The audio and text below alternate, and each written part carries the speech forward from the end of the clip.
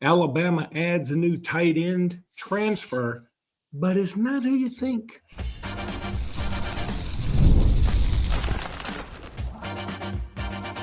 You are Locked On Bama, your daily podcast on the Alabama Crimson Tide, part of the Locked On Podcast Network, your team every day. Hey, everybody, and welcome back into Locked On Bama, AHSA Radio Network's Luke Robinson. That's me. Alabama internet legend Jimmy Stein. That's him. This episode is brought to you by FanDuel. We'll talk about FanDuel in just a little bit. I want to thank you every day for being here every day. Thank you, newbies, for being here today. And thanks, everybody, for making this first listen every single day. Jimmy, Alabama has been expecting a tight end commitment. At least Alabama fans have been. We figured it would be a tight end transfer from Troy. Well, instead, Alabama gets a tight end transfer from Jack Samarco. Is that we're going with? I think that's how it's Jack Samarco. That's right. Jack Samarco from West Virginia.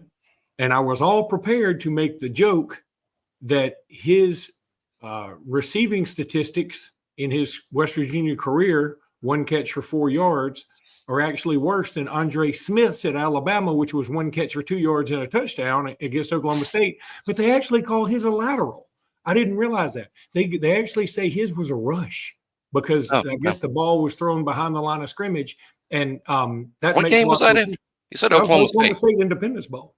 That's right. That did. God, that is right. Yeah. Javi Arenas, I think, also had a punt return for a touchdown of like 85 yards in that game. I mean, I was at that game, by the way. And one of my friends always makes fun of me because when I made the reservation. That was the Joe Cons game, right? It was the Joe Cons game. And the funny thing about that game, I was at that game with my brother and a couple other friends. And one of the friends was like, I mean, I apparently made the worst hotel reservations in the world. They were like, "You've got us on the tarmac of the Shreveport airport." I mean, out here. But anyway, and then the other thing that was funny, my brother who had bet on the game and who was having fun at the Shreveport casinos was like, "Let's get out of here. We're going to lose. This is going to be awful." Because we were losing pretty big, I think, for a moment. And the friends were like, "No." And I was like, I was sort of indifferent because I'm not one of those guys that'll sit through a bad movie. I'll leave.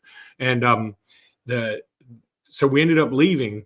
Well, we missed Andre Smith's lone touchdown in his Alabama career because we left. And that guy's never let us live that down. But anyway. He was a freshman. I think he was a freshman that year. It was 06. 06? I think he was a freshman.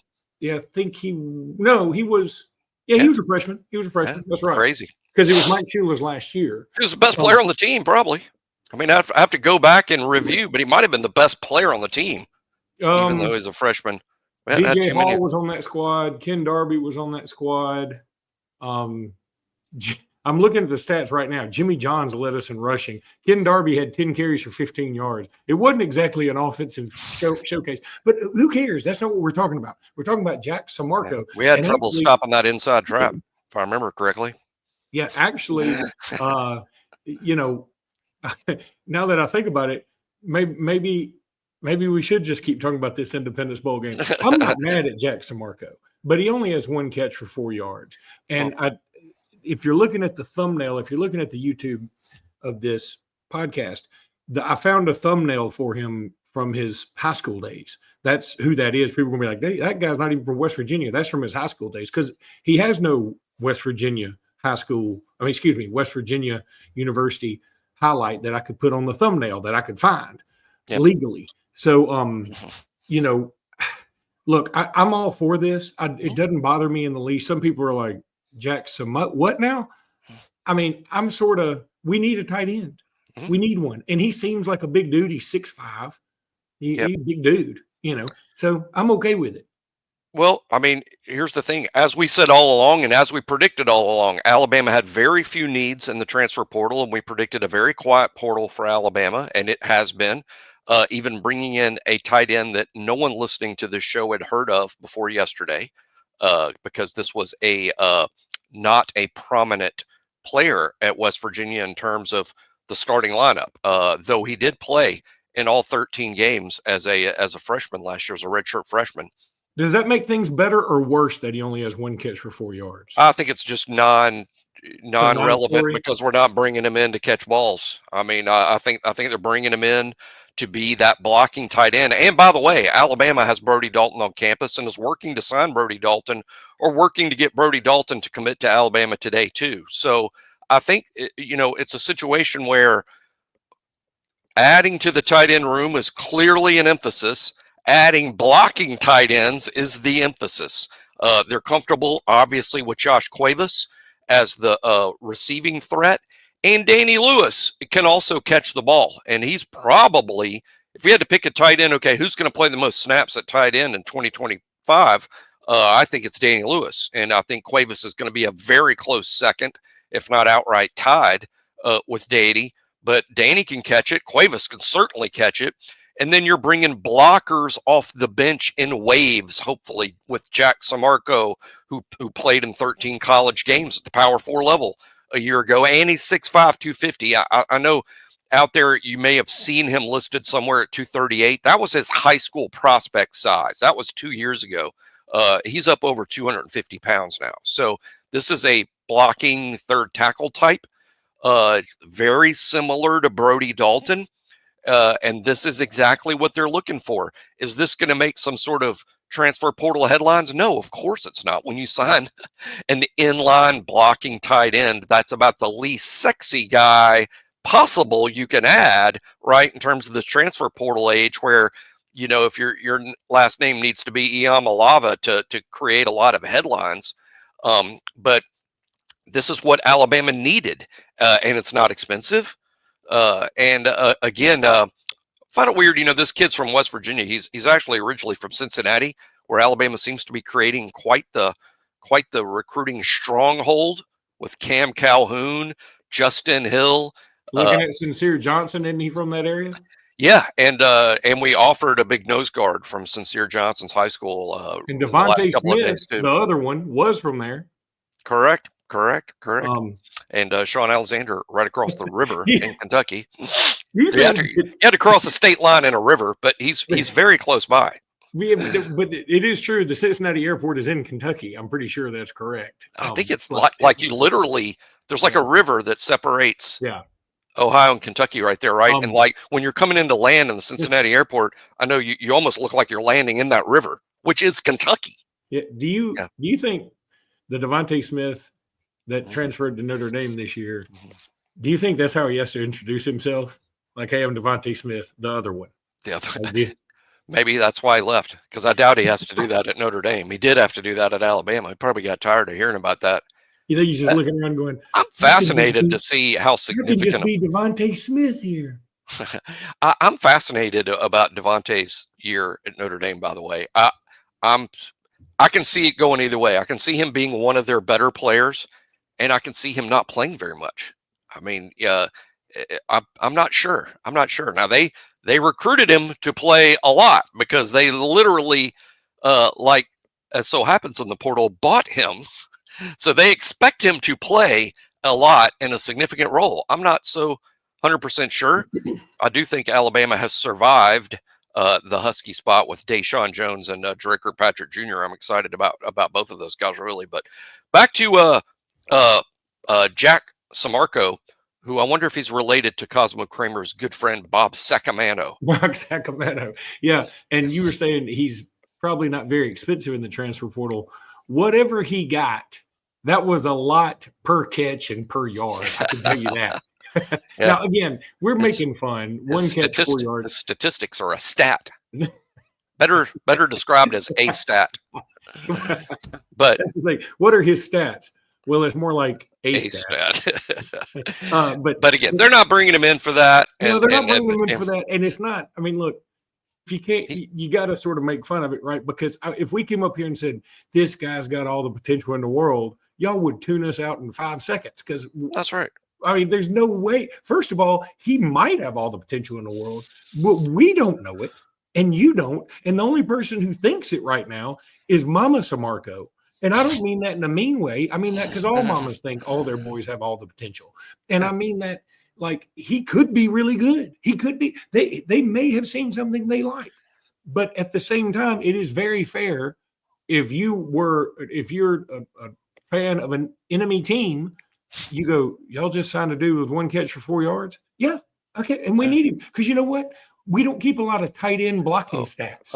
Here's stats. Well, we don't on Locked On Bama, but here's who does. And I read this, so hopefully this is correct because I read it not from PFF. But PFF's who does keep such stats, his blocking stats, I think I read that he graded out something like 77% as a blocker, which is actually outstanding for the tight end position. So there are PFF stats out there on his blocking ability that were really good. Clearly, our staff watched a ton of his tape at West Virginia from this past year to determine whether he'd be a fit and is he exactly what they're looking for. Yeah, this is what they need. They want a guy off the bench who can come in to help in the run game, because Alabama runs a lot of 12 personnel.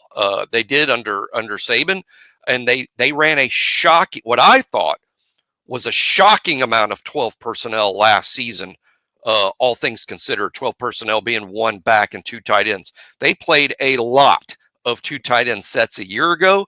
They clearly don't want to abandon that. And when you're going to play 2 tight ends with the ones, you better have about 4 that can play. And think, how many tight ends did Alabama use last year, Luke? C.J. Dupree, Robbie Oost, they played a ton of snaps. Josh Cuevas played a lot of snaps.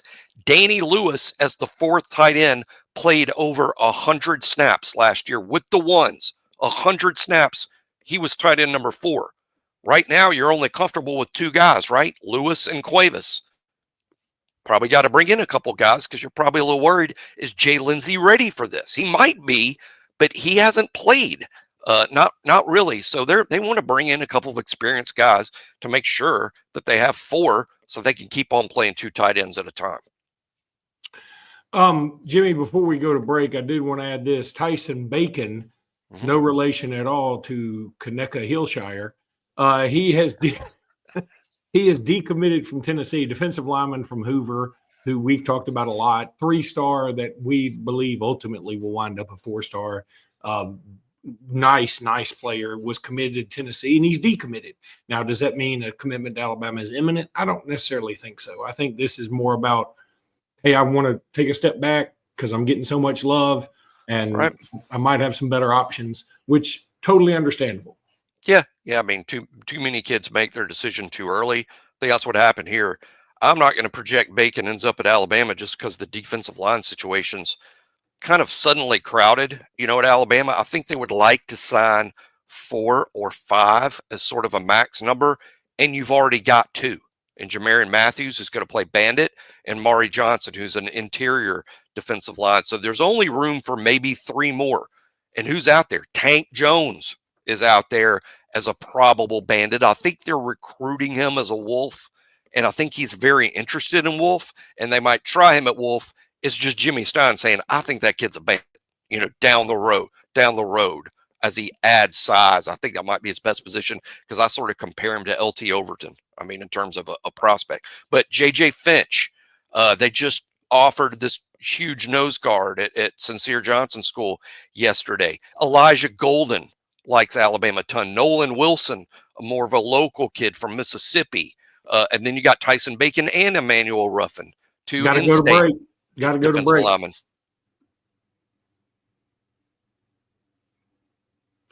That's the thing with Jimmy. If I get him talking recruiting, man, I just got to be rude. I don't there goes the show. I'd rather sit there and talk recruiting too. But you know what? The NBA I like FanDuel. I love FanDuel. I love FanDuel. I'd rather talk FanDuel. The NBA playoffs are almost here. They're not almost here. They're here. And FanDuel is giving new customers an incredible way to get in on the action. Right now, when you join FanDuel and place your first $5 bet, you get $250 in bonus bets if your bet wins. Oh, my gosh. That's amazing. I love how FanDuel makes betting so easy.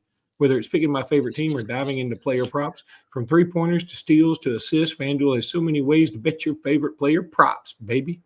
Don't miss out. Head to FanDuel.com to claim your $250 in bonus bets. That's today at FanDuel. Tell them, Jimmy. All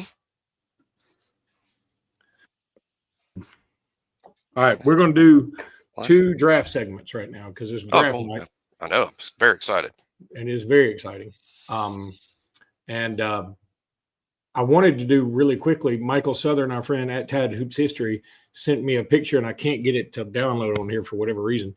But he sent me a picture because I was doing my X-Men talk yesterday about the homeless guy who came up to me and told me he was Professor X and all that. Some people got where I was going because they know that they like the X-Men too. Another guy, by the way, said, "Are you on TV?" And I said, "Well, I do a sports show and I also do a podcast." He goes, "I knew I recognized your big butt from somewhere." And I was like, "Thanks." It's like, I was like, also, I don't have a butt at all. If I wear I do Locked On Bama, not if I only wear a thong, it's a pendulum. I mean, I got nothing to hang on to down here. But anyway, I'm not on OnlyFans. I'm the worst OnlyFans ever. But Mike Southern sent us because we were doing the X-Men thing, he sent a picture of me as Colossus and you as Magneto because you have the white hair. And he said, I can be Sunfire, the Asian guy who does all the fire powers. I mean, it's really great. It's really great. We got some creative dudes out there. But draft talk. Okay. So the latest draft talk seems to be that Alabama will get no more than 2. And the latest I've seen have Alabama only getting 1 in, and that being Tyler Booker, which I find quite hilarious. If you don't pick Jihad Campbell in the first round, what's wrong with y'all? Is what I'm going to say. But I'll say this too. Let's start backwards.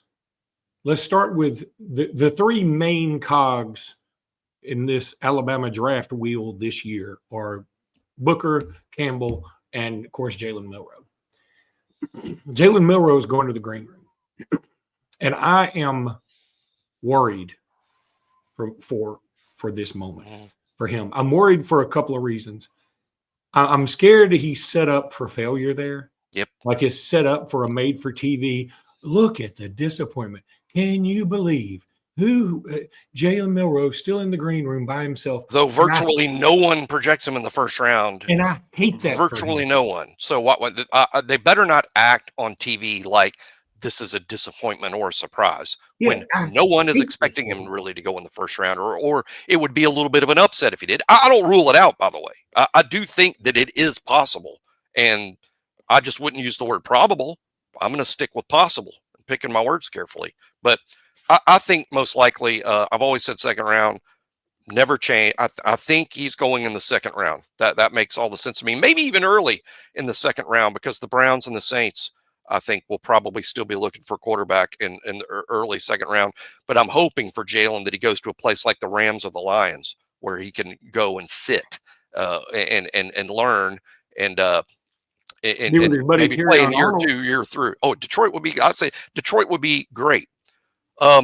Jihad's problem, two problems that he's got in the draft. Number one, positional value, off-ball linebacker, a traditional spot that doesn't get a lot of attention in the draft. I mean, the best off-ball linebacker often goes in the second round. It wouldn't be shocking in that sense. And an even bigger problem for Jihad is the shoulder. He had shoulder surgery, kept him out of kept him out of pro day entirely.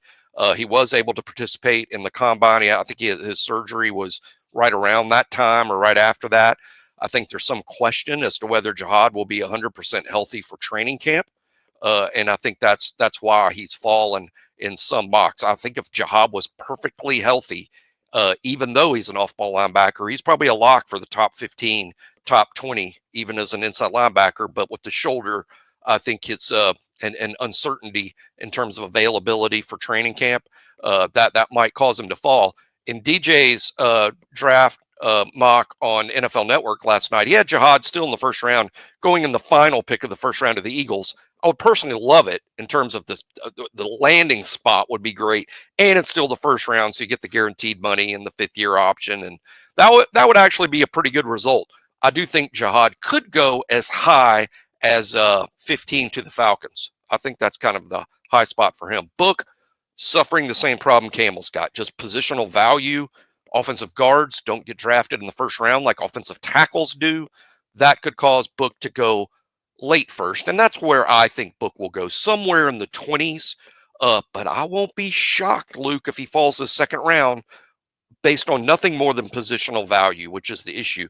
By the way, so Alabama's streak of having a first-round pick every year for several years is in danger. Alabama's had a first-round pick in every draft going back to 2009. That's nuts. But 08 was the last time they did not have a first-round pick.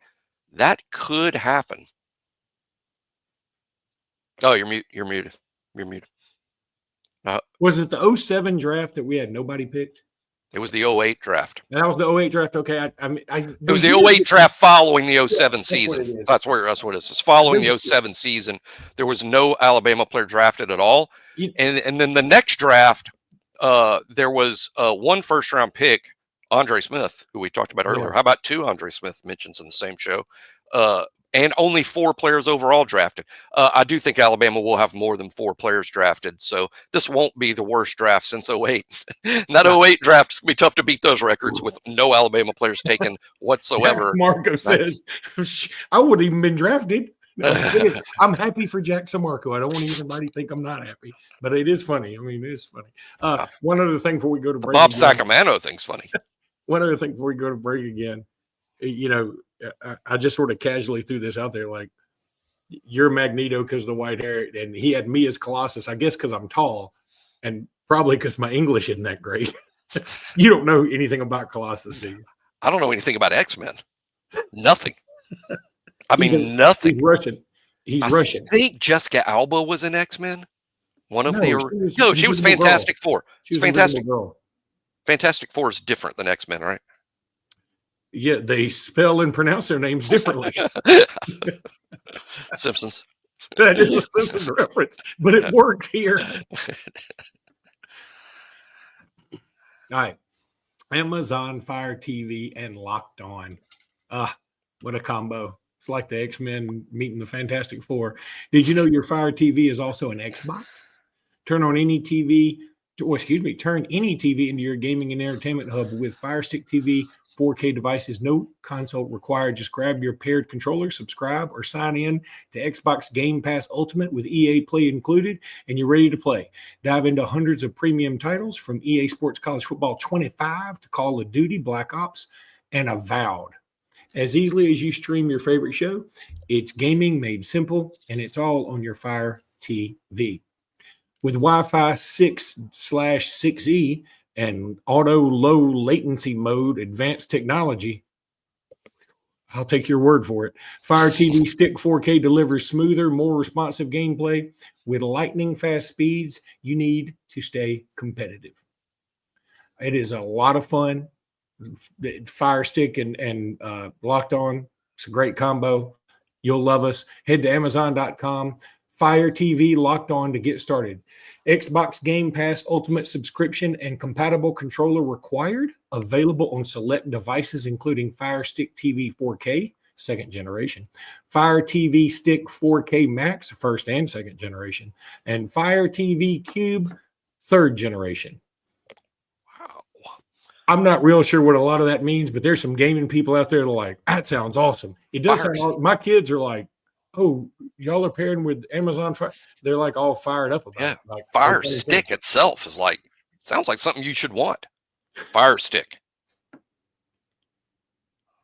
Jimmy's more of a fire water guy, but I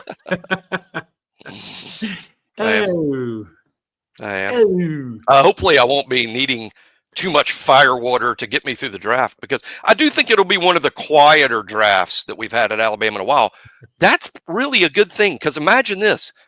You want to talk about a bad situation. What if we were talking about in this draft, let's see where Damani Jackson goes. Let's see where Deontay Lawson and his messed up knee goes. Let's see where LT Overton goes. Let's see if Jaden Roberts gets drafted on day 3. There's so many names we could be bringing up, but those guys all decided to stay. There'll be higher draft picks next year for it in most cases. So that's actually in some ways a good thing. It'll be a little bit of a quiet draft, because what that means is most of the guys came back, and next year will be a more noisy draft for Alabama. I really believe that. A couple of things that may affect the draft. These are just NFL related. Some of them may loosely tie to Alabama. At least I'll try to bring in a 3 degrees of separation thing here. Tyler Lockett is headed to the Tennessee Titans. And he will be paired up with Calvin Ridley. Tyler Lockett has been with the Seattle Seahawks for quite some time. Yeah, and he's one of those guys that like you pick up late in your fantasy draft and he will have just a monster delivers 2 or 3 games of the year and like help you win some games. But good player. And so that's interesting. And it's interesting that he's going to be paired up with Calvin Ridley. A couple other things. Green Bay. Listen, this is how powerful the NFL is. The draft is in Green Bay, which is, you know, just sort of this community in Wisconsin, whatever. But it's saying the draft may provide a $100 million jolt to the Green Bay economy. $100 million. It's shy. And let me tell you, hey, I love that the NFL's having success with this. And I do like how they're moving it around because it creates all this excitement. But let me tell you, I'm a draft nut. I'm going to watch every single minute of the draft. I'm a draft nut, and it has some to do with the Alabama guys. That's what I'm rooting for. But I'm just interested in who everybody picks and every player taken. I have no interest in attending the draft. Why? It's almost like attending a golf tournament. You can't really see it unless you're watching on TV. I mean, that's what going to a PGA golf tournament's like. It's fun to see what's happening right in front of you, but you're not watching the golf tournament. The golf tournament's too vast. It needs to be covered by 18 or technically 36 cameras. And I need to watch what's going on all 36 cameras to know what's going on in the golf tournament. The draft is the same way. I wouldn't want to be at the draft. I want to watch the TV coverage of the draft. And I like, I'm going to watch Reese and Nick Saban on ABC because those are our Alabama guys. And that's where I'm going to watch. But I enjoy the coverage on ESPN with Greeny and even NFL Network with Rich Eisen and DJ. I'm gonna watch it all over week. I love it, but I would never want to attend myself. I might want to attend if it were in Vegas or something, so I can get out and do something else.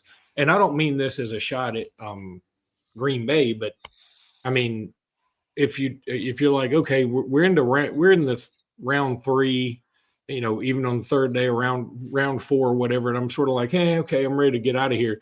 Like, what do you do? I mean, I'd rather be, if it was in Vegas or New York or something, so be it. Maybe even like a Dallas or a San Diego. But, Green Bay would be cool. And everybody wants to go to a game at Green Bay. And I'm still kicking myself I didn't go after the Wisconsin game this past year. But, yeah. Now, by the way, I just looked up another mock draft. This one's on CBS. It's got Jihad Campbell going 19 to Tampa Bay. That's a often seen landing spot for him. I think that he's a good fit. I think Lamonte David is close to retiring, and I think they see him as a potential replacement there. I love the Buccaneers pick. And if I had to pick, like, where's Jihad going to go? Like, tell me right now, where's Jihad going to go? I would say 19 to the Buccaneers. I'm just telling y'all, don't be shocked if it's later or even falling out of the first round. And if so, it's the shoulder. It's not because, we don't think he's good. It's the shoulder. It also has Tyler Booker going number 24 to the Chiefs, and I'm calling BS on that right now because the Chiefs, I don't know that they've drafted a Bama since Derek Thomas.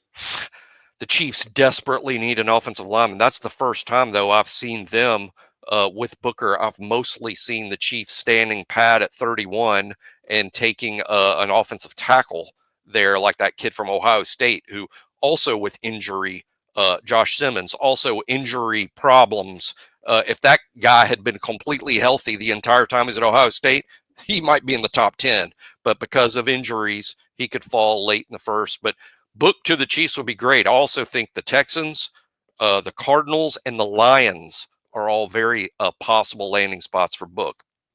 All right, we're going to try and have another pod tomorrow post-draft if possible. We're just going to see how things go. But, Fridays, normally we don't have one, but we're going to try to have one tomorrow. And until then, roll tide, everybody. Roll Tide.